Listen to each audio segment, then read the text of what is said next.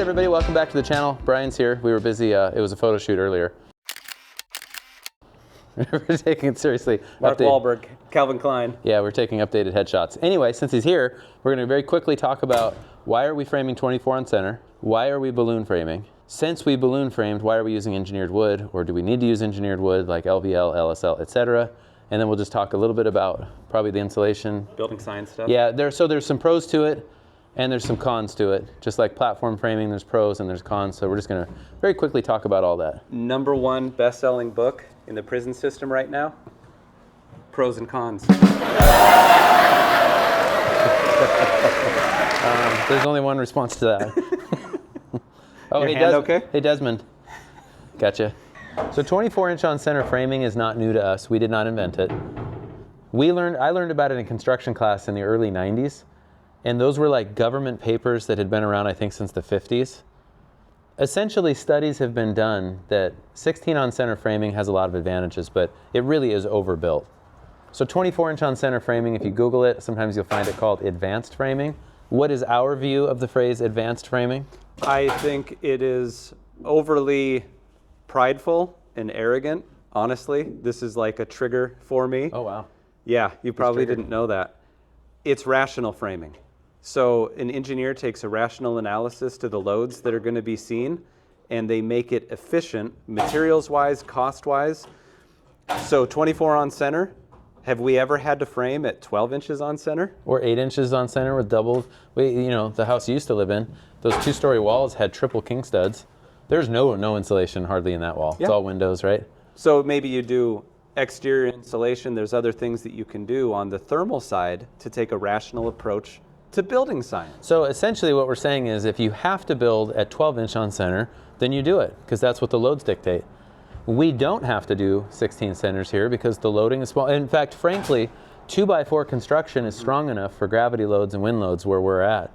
2x6, state of Washington, I think went to in the late 80s for insulation. For insulation, and it's going to make your plumbing easier. Yeah, everything there's a lot is of advantages, easier. But structurally, we could still get away with 2x4 construction. We're 2x6, so let's go 24. Yeah. We're not, Yeah. and because of the stiffness of this wall, one other thing I forgot to mention on the balloon framing is that the floor system itself is like a beam on its side. It's a diaphragm. So these tall walls, the winds, that's not an issue for us. Yeah, they have to restrain it. It's just like this entire floor system is this beam. So there's no disadvantage in that sense in balloon framing. So try pushing this wall. Oh man, do you remember the Far Side? School for Gifted Kids? Yeah. And the kid is pushing it Yeah, and it says pull. Yeah. Oh man, that kid was destined to be a framer. That kid was me. So let's do just a little bit of a dive into OVE framing. If you search for that in Google, this is the page that will come up. There's a lot of references. It goes back decades. I was wrong, by the way, and I will show that to you in just a moment. It hasn't been around since the 50s, or maybe it has, and the reference I'm going to show you is also wrong. Whatever. So here you can see Department of Energy, the APA, the Engineered Wood Association, Advanced Framing. They've got a nice page. Green Builder Advisor, if you scroll down, you're going to get Matt Reisinger's on there. They talk about it, Fine Home Building, etc. Building Science Corp, Joe Stebrick. Definitely worth reading. I highly recommend it. What I want to show you is just, I'm going to click on the APA. They've got a nice page set up, and the APA is full of really good resources about glue lambs, LVL, I-joists, fully sheathing your walls, etc. We're going to download the Advanced Framing Construction Guide, Form M400, and I've already done that, so we're going to skip right to it. This is what that document looks like. If you sign up for an account, you're going to get it for free. I'm going to do my best not to make you nauseous by clicking around with the mouse. Here is a picture of basically what we're talking about, just a section drawing. A couple of the biggest things about OVE framing is going to be the 24-inch on center framing. A lot of people just find that anathema. I get so many comments here.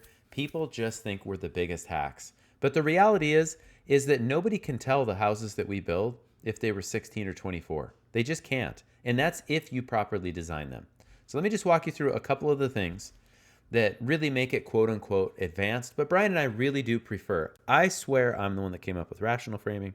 Brian swears he is, or that he did. So we're just going to agree to disagree. And who cares? Who cares? Single top plates is a tenet of OVE framing. Notice that the windows don't have any cripple studs under the ends, so they're not needed structurally, so we take them out. Sometimes, as I'll show you in just a moment, we'll even take the header out and put it up in the rim. On some occasions, you might take away the jack or trimmer stud and replace that with a header hanger, but no one really likes those. And so let's just jump into it and I'll show you a little bit more. A big thing here is that if you go 24 on center, you want everything to stack or be in a line. So your rafter or truss needs to fall right over a stud, that stud over a joist, that joist over a stud, etc. With double top plates, you do get a little bit more leeway. Here is the whole point. We're just trying to be more resource efficient and offer more room for cavity insulation, and we do that by removing unnecessary structural redundancies. So we're not taking out something that should be there, we're taking out something that's just extra. And then down here, 1970s. I was wrong. When I started framing in the early 90s, I was taught to use California corners is what we called them. They're just an L corner. Notice that we can put insulation behind that, and we have a lot of backing for drywall attachment. Previous, we would see quote-unquote channels, but that leaves a void that makes it almost impossible to insulate or impossible to insulate unless you do it as the framer. The insulators can't get in later. And we don't want a cold spot like that. And so you might have seen something like this with some scrap in it. That is no bueno. We're looking at you, Texas. We still see on Instagram that framers in Texas are still using channels or 3 studs like that. We can use the same amount of material, but just by rotating this guy sideways and sliding it in, we get insulation behind it. Another option would be is to use drywall clips. No one frankly really likes those, and they're not actually cheaper in the long run. The drywallers typically will charge more for that. Here's a look at essentially what we're trying to do is 16 on center 2x4 construction. Well, here in Washington State, we've been 2x6 for many years. The wall is stronger than it needs to be, and that's why then we get rid of some redundancies.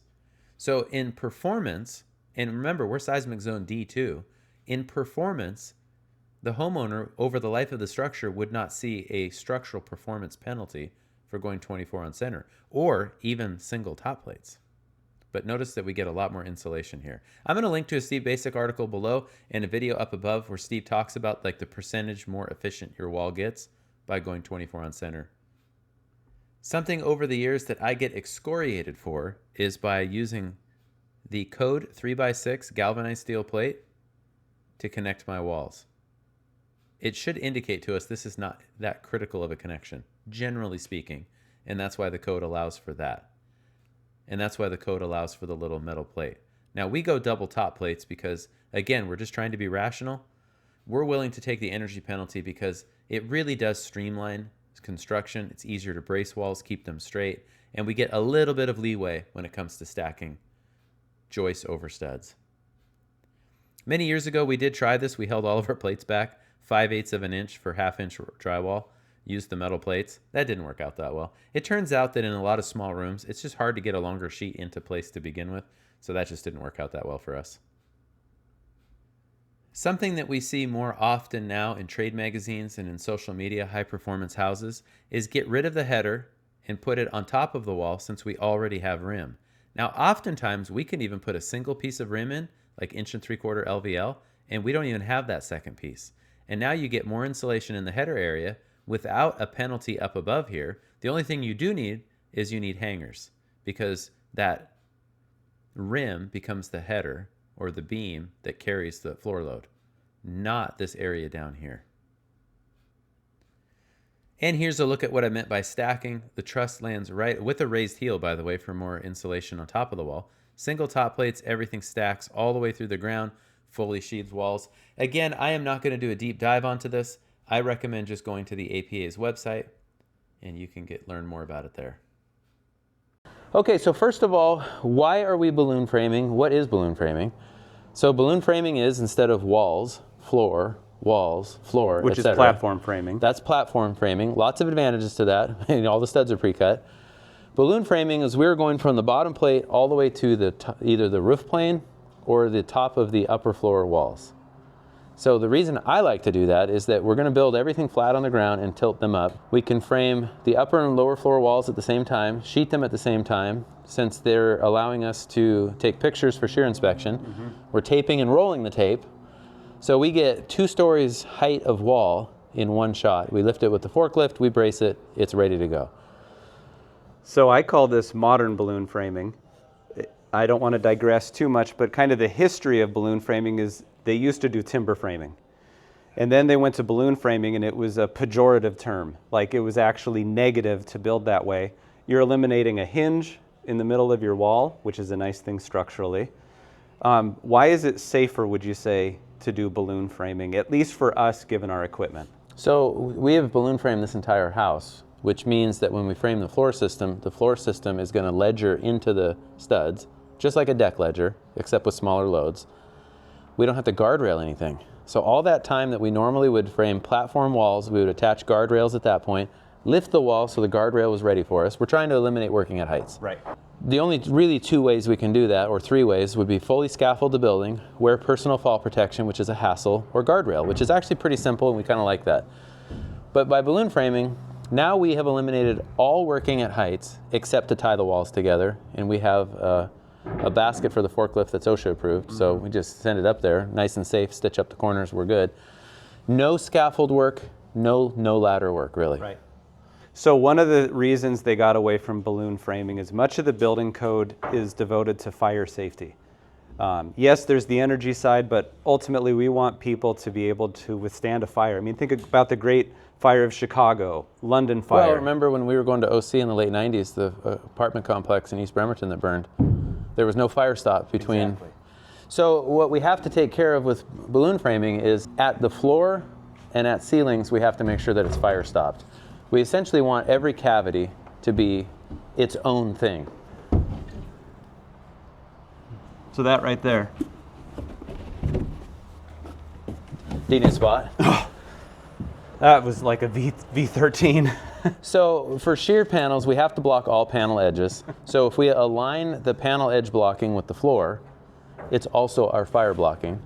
I like to use 3x blocks or 4x blocks, excuse me. Either double blocks out of scrap or 4x6 blocks. One, it's easier for us just to hit everything with shear, but it really stiffens the wall when it goes up. Yep. And so essentially, in a normal platform house, your top plates are in fact your fire stop. That's 3 inches thick. It doesn't have to be 3. Right. So we've essentially mimicked that. 4x6 blocks gives us. So how did they used to, you're going to ledger it with structural screws. Yeah. What did they used to do? Yeah. So they used to just cut it in 1x. It would be let in and the joist would sit on top. So lead-in bracing. Ledger. Lead-in is the term. Yeah. You might be familiar with the term lead-in bracing. Only if there was older than us. Which is we haven't us. had lead bracing since the 93, I think we couldn't. Somebody will comment. I know what you're talking about. We've dated ourselves. So by putting that ledger that they used to do the lead in, they would still have a chase for the fire to completely They had a bypass chase it. from the crawl space Yeah. up. So our floor is essentially the fire stop. So now the fire stop is, it's the LVL ledger Yep. on the floor, and then in the wall cavity, it's our blocking. So we've taken care of the fire side. There's basically the one real disadvantage, historically, people are like, you can't balloon frame, houses burn down. No, that's why we have modern fire codes. So just a quick note on the fire blocking. It has to fill the cavity completely, and that gives you sealed compartments. Think like a ship or a submarine, you're sealing off compartments. If it's for shear though, they can be flat. So it's a great way to use up scrap. Again, this could be 2x4, we're using up 2x6 because it's coming out of our rake wall. By the time we get done with rake walls and tall walls, there's almost no waste. So we're just trying to be efficient with materials in the wall, and we're trying to use the materials we have to just minimize waste. Yep. And try to do better every time. I don't know if I can digress on your channel. Did you do at Flower Meadows all the way down with our old forklift, was that balloon framing or was that just The rake wall. Do you remember the rake wall when all of a sudden I'm sitting there and I'm going, I don't think I got builder's risk insurance. No. And I just took off and had to get insurance because I was so scared. It was T111 siding, lap siding on the gable. We hung the windows. We didn't know how to rig it, so we did it with a chain. It's just bouncing all over, and Brian's like, I'm out. Yeah, 2001. So that's how long, 23 years-ish. So disadvantages to balloon framing is everything's bigger, heavier, and theoretically the risk like to real injury goes up, right? You're lifting 20-foot walls, this wall's 25 to the peak. It's 44, 46 foot long. So since we're usually using Doug fir 2x6 material out here, that's what we have available in the Pacific Northwest. We're at the mercy of the quality of that lumber. What we decided to do with tall walls is use an engineered wood product like either LSL or LVL. It's engineered, so we've used LSL. I wasn't really that pleased. It's timber strand from Weyerhaeuser, but it was better than Doug fir. No crowns, that's the advantage, right? It's manufactured, it's controlled, they rip it, they manufacture it in big billets, they cut it to width and thickness. Hey, top of the morning to you, everybody. So look at what we got. It showed up way later than it needed to, but also 2 days earlier than we expected it to. So try that one on for size. These are 18-foot 2x6 Roseburg LVL studs, because we got a bunch of, oh nice, right, sneaking it right underneath that. LVL studs, 18 footers for our tall walls, and then this pile over here are 24 footers for the tall walls. So guess what we're doing? You guessed it, we're building tall walls. This we decided to go LVL because we have a good relationship with Roseburg, so they've sponsored this build, the floor system, I-joists on the roof, and the LVL studs. And headers, yeah. And when I talk to them, basically LVL studs are not the best thing to use everywhere, contrary to what other influencers might do. It's like everything, it should be a case by case. So when you're building a tall wall, we want that wall to be stiff when it lifts, stiff when it resists, wind forces, as the case might be. And maybe I could just interrupt for a second, just talking about the safety part. We've both taken rigging and signaling classes. Yeah. You've been doing this for 20 plus years. And we've got the my certification's probably lapsed by this point, but I'm not really doing rigging. No, we got recertified, last fall? Yeah, so October. These guys are all rigging certified. They know what they're doing with the science even behind that. Yeah, being able to calculate. So for example, these are LVL studs from Roseburg. They're more expensive than Doug fir, your standard framing lumber. Yep. But we're framing 24 on center, so we do save a little bit in materials. You don't have to crown them, and they are significantly stiffer. Are they lighter, same weight? So I thought they were 3 pounds a foot. I got a hold of Roseburg. They got a hold of the product manager. He did the math and reversed it. These were 2.18 pounds per foot. If you Google it, you generally figure Doug fir is 2 pounds a foot. Is that wet Doug fir or after it's kiln dried? Okay. And these are of course dry, right? So it's 2 pounds versus 2.18 pounds. So it's marginally heavier. Yeah. So really, what was nice about that, I'll get into this in a future video, but save your cut list because you can calculate your wall. Your weight. The weight of the wall, yeah. Because you got to know all that for the rigging, et cetera, et cetera. So the disadvantage is you got to have more know-how with rigging. You got to have a lot more confidence when you're framing because these are big walls. It'd be really hard to fix. The stakes are higher. Yeah. We've added soffits to them. We've taped it. The weather-resistant barrier's done. Our eave soffit and rake soffits are done. So we've drastically limited the amount of ladder or scaffold work for siding and for really an air barrier or weather-resistant barrier. So that, I guess, maybe I could talk just real quick on 24 on center. Yeah. So we've been 24 on center since like 2016, 2017. So basically, there's different pathways for thermal energy to transfer. Where your insulation is going to be the most efficient. It's going to slow down that thermal transfer the most. This transfers heat energy easier. If this was metal, it would be even easier. And it's because the outside is to the outside, the inside is to the inside. Your only insulative value is the wood itself. Is the wood itself, and remember, it's not insulation that's providing the conductive efficiency, it's the air pockets in there. So this is efficient, this is less efficient. I mean, just think, would you ever use insulation to transfer electrical, electrons? No, they use copper. So metal conducts things better. I think that's like an easy way to visualize it. So every time you get to eliminate a stud, you're replacing something that's less energy efficient with something more energy efficient. It's that simple. So you're just reducing amount of conductivity and you're increasing the amount of insulation in your wall. So 24 on center is more thermally efficient because there's less to transfer the heat. Transfer the heat efficiently. Yep. Of course, with balloon framing, we do lose some, right? Because now we're doubling up all of our king studs because it's a tall wall. It needs to be stiff when we lift. I think a lot of us don't sometimes give enough credit to the design isn't just about its service life in place, but also fabrication and setting it in place. Constructability. I mean, you're acting more like a professional builder, frankly. Well, and what I'm meaning though specifically is sometimes we overbuild a wall, not because of the conditions it's going to see in service, but because of the conditions it sees during construction, rigging, hoisting, lifting. So the design of this wall has to meet code for in service. We have to then maybe beef it up a little bit in order to lift it. Yep. And so because of that, that's why you're going to see a double king stud. Depending on the loads above, you might see a double trimmer or jack stud.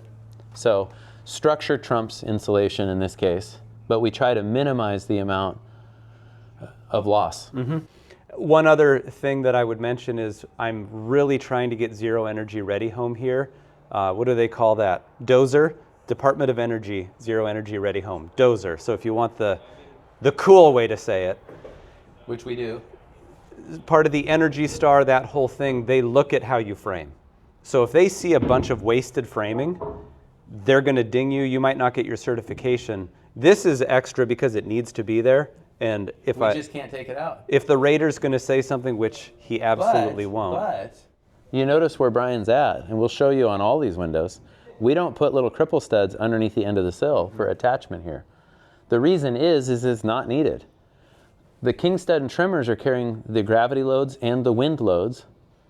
The gravity loads of the window itself are carried on all of the other jacks. So it would only have the weight of the window from halfway between this cripple and this. In this case, it's like 3 inches.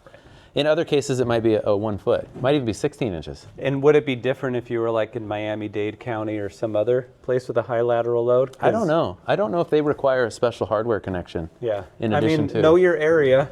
Yeah. We're seismic design category D2. So but in other words, I can wail on that. I did that on purpose. I'm just glad I didn't miss.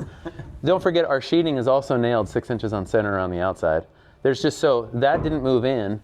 And if I'm like wailing there, it's not coming down. So some people. This is a wailing wall? No. Some people will double their sills for the finish carpenter. In all the finish carpenters we've had over the years, they've all said, which means if they can do it, you can do it. They don't need that to attach their trim. A double sill. A double sill is just less insulation. Right. Adding these is less insulation at every single window. And where's the least insulated part of our wall? The window. But there's a time and a place. Yeah. There's certain times the loading requires it. There is one other disadvantage to balloon framing, is that because of the fire block line being at the floor, and sometimes windows very near that, when we put the ledger on, we have no other access now to insulate that. Meaning, now the framers got to become insulators. It's not really a disadvantage. It's just understanding how this all works together. Yeah. I'm gobsmacked. I've been smacked by gob. There's pros and cons to everything. It's kind of we just happen to have a lot of experience through the years. If you have an architect like Steve Basic, he's going to detail all this stuff. I just get to work with Timmy and the guys. But you learn, and frankly, you learn through failure. At least that's most of what I've learned is because we've goofed something up, and then we look at it later and go, oh, we should have thought about that. One of my company mottos is we've done everything wrong at least once. The implication meaning sometimes we've done the same thing wrong more than once. Sometimes we just keep making the same mistake. Make a mental note. Don't do that one next time. So what we have is a pocket header, super deep. We get a lot of insulation there. But when you take your ledger and you put it over your 2x6, you now have a void that would be easy to lose depending on where everything lines up. So you have to insulate it first before you put your ledger on over the top. You're getting your full depth insulation, which is great. But one consideration, and most inspectors would probably never say anything, I think there's a code argument to be made that it's not even necessary, but sometimes you're like, for the sake of simplicity, let's just do something. Where I think this helps the most is with your air barrier, but also for your vapor return. So what is the thing that some inspectors would miss? So the thing is, when you've got platform framing, you'll have maybe your air barrier, vapor retarder on the inside face behind your drywall. or your drywall with latex. I mean, there's a million ways to skin this cat, but you have drywall. Down on your main level, you have drywall. Where that ledger is, you don't have any air sealing. It's wood to wood. It's wood to wood. There's no way to even block vapor transfer if that happened to be a consideration.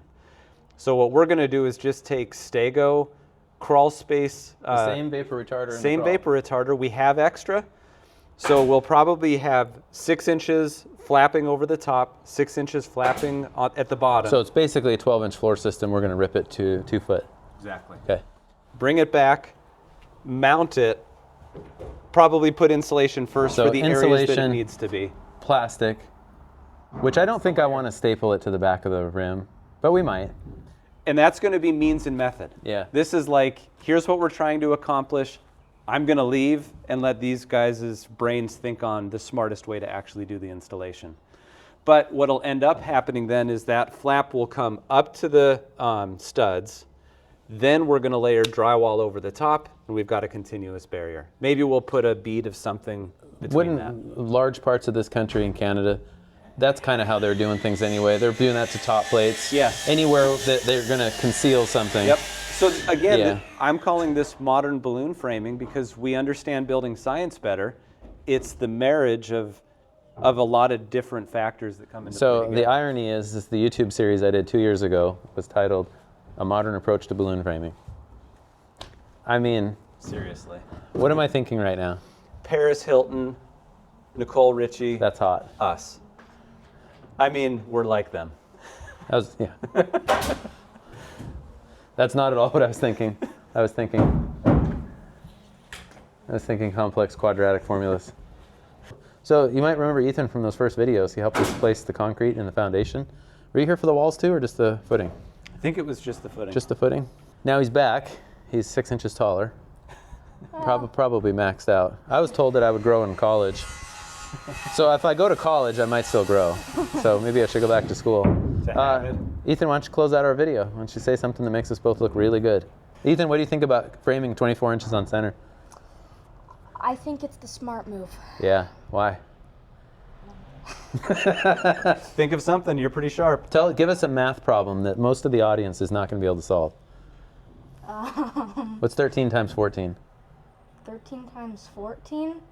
Ugh.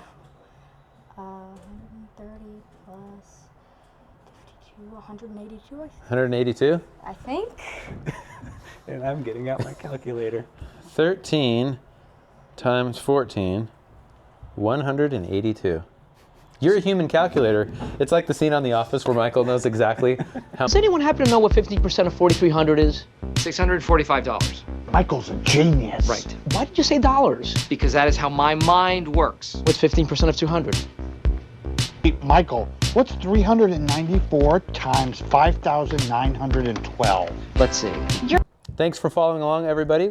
Go follow @PioneerBuilders Inc. on Instagram, whatever, everywhere. Like Steve says, just Google me. You'll find me.